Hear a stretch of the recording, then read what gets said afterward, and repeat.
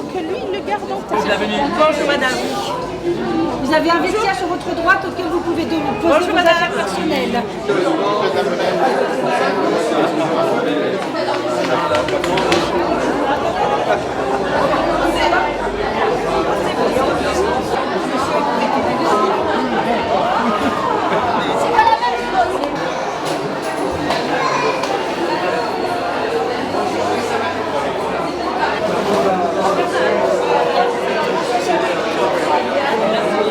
Nous sommes là pour montrer que nous sommes nombreux, déterminés, Français, là pour lutter pour la liberté de notre pays.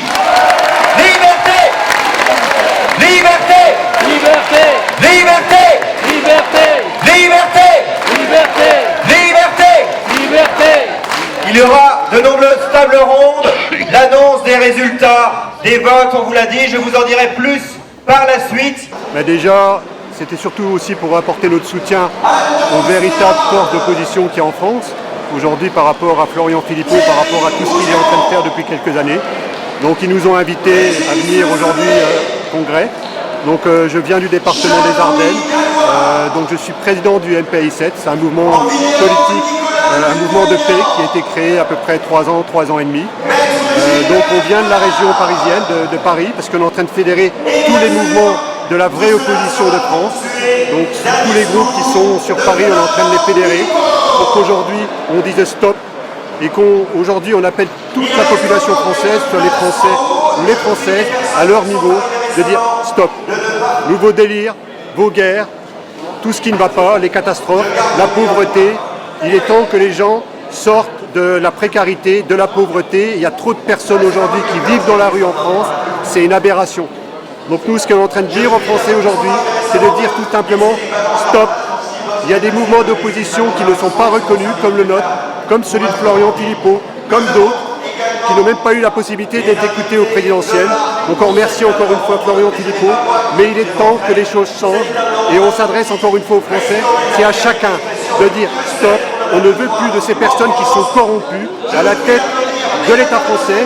Et j'appelle tous les politiques, tous les maires, tous les élus, tous les sénateurs, tous les députés à choisir le camp dans lequel ils sont.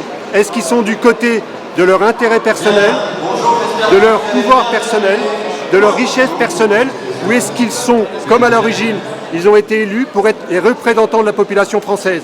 Et si c'est le cas, qu'ils sont les représentants de la population française, dans les faits, c'est plus dans les paroles, dans les faits et dans les actions, concrètement, qu'est-ce qu'ils font maintenant dans tous leurs discours politiques sur tous les médias? Qu'est-ce qui intéresse la population française? La population française, c'est de vivre en paix, de vivre en liberté et d'arrêter qu'on nous fasse croire qu'il n'y a plus rien qui va, que c'est la catastrophe. C'est vrai qu'il y a des choses qui sont très graves. Mais aujourd'hui, moi, je m'adresse à la France. Ce qui se passe en Europe et dans d'autres pays, c'est sûr que c'est grave. Mais ce qui se passe aujourd'hui en France, c'est redonner le pouvoir aux citoyens, à la population française. Donc je vous remercie d'avoir pris du temps, d'être venu vers nous pour nous donner la parole. Je vous remercie énormément au nom de toute la population française et surtout des Françaises et des Français qui en ont ras-le-bol et qui ne savent plus vers qui se diriger pour qu'ils soient écoutés. Et nous, on est là pour dire, on fédère et on est des personnes, on est à votre écoute pour fédérer toutes les personnes, tous les groupes de vraiment et tous les mouvements de vraiment d'opposition et pas la supposée opposition. Voilà, je vous remercie encore une fois et je vous souhaite une très belle fin de journée et un très beau congrès. J'aimerais vous poser quelques questions. Pourquoi je suis là aujourd'hui? Déjà pour soutenir mon président des Patriotes, Florian Philippot, qui j'estime est le seul capable de nous faire sortir du Frexit, de l'Europe, pardon, donc de mettre en place le Frexit, de nous sortir de l'UE, de l'Union européenne.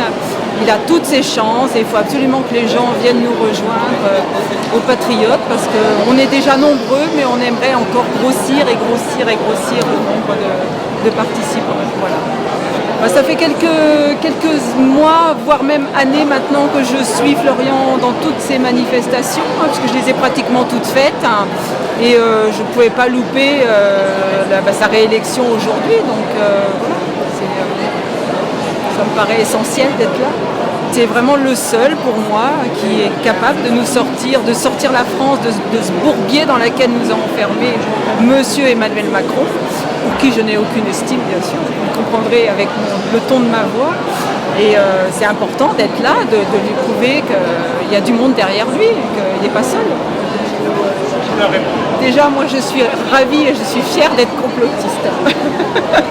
Mais ils n'ont rien compris, ils sont payés de toute façon pour dire le contraire de ce qui devrait être dit. Donc j'ai même pas envie de débattre sur le sujet.